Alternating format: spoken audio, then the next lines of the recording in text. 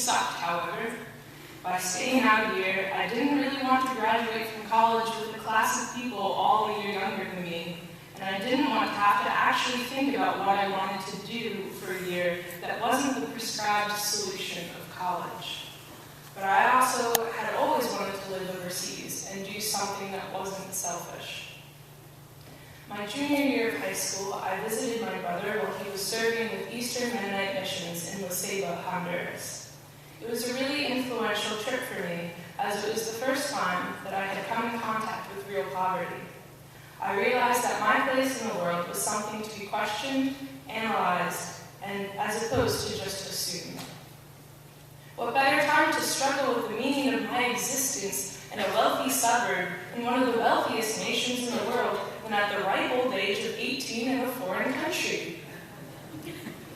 At first, I wanted to serve in a sectarian organization because, well, to be honest, for no particular reason.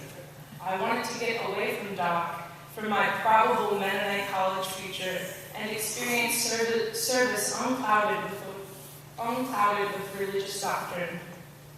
However, no other program had exactly what I was looking for, which was simply a one-year term overseas. So I ended up researching, applying, and interviewing for, and getting accepted into Mennonite Mission Network's Radical Journey. I don't want to make it seem like this was my last option, because it really did fit my values of respect for the home country, and learning and immersion into the culture and the relationships made there. But at the time, it just seemed like my only option. There were 4 options of placement: South Africa, Bolivia, England, and China. I knew that I knew next to nothing about all 4 of those places, just stereotypes and assumptions. I decided to let the organization place me where they wanted to let the place choose me. And China ended up choosing me. The only thing that I knew about the location and what I was going to do there was that it got bone-deep cold in the winter, sweltering in the summer. The food was unbelievably spicy, and coming from a Mennonite background, this didn't sound great. The language was next to impossible to learn in just 1 year, and we would be teaching English. And by we, I mean 2 other boys right out of high school that did not look like people that I would get along with, based on their Facebook pages, much less bear my developing and fragile soul to during the most formative year of my life. Needless to say, I didn't really allow myself to think about what I was getting myself into, even during my 2 weeks of orientation in Chicago, until my first night in China, when my journal entry reads, in all caps, "What the explicative have I gotten myself into?"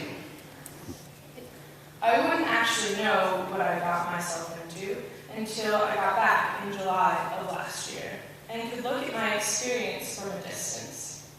I was getting into being responsible for things that I didn't want to be responsible for, like teaching college-aged, graduate students, adults, and 12-year-olds conversational English, for keeping track of money and getting to appointments on time, which I have struggled with in the past, and picking up my 4-year-old little sister from kindergarten.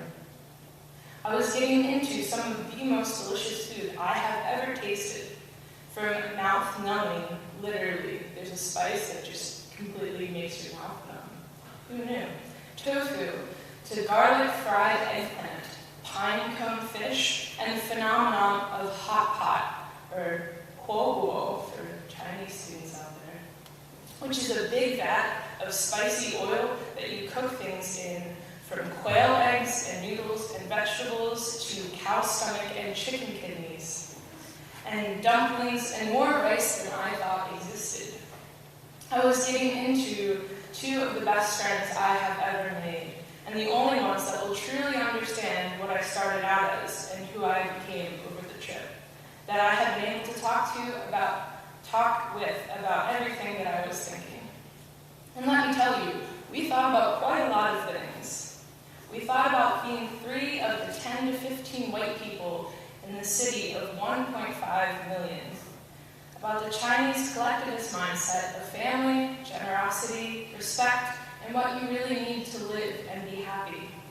We mulled over the state of the environment, of the poverty that forces so many people to still live in states of fear and worry, and our inability to do anything about either.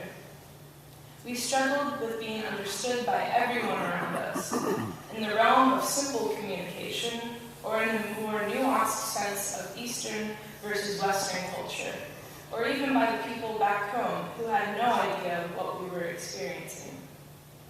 We thought about God, lesson plans, nunchuck lessons, and resulting bruises, Chinese and Pakistani admirers, body images, relationships, our future, and life. We thought about ourselves, who we were, and who the questions we were asking were allowing us to become. Yeah.